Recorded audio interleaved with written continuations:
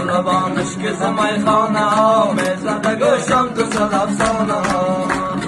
لال روانش که زمای خانه ها میزده گوشم تو صد افسانه ها بگو تو برم شکارت منم دشت و بیانداختی در گردنم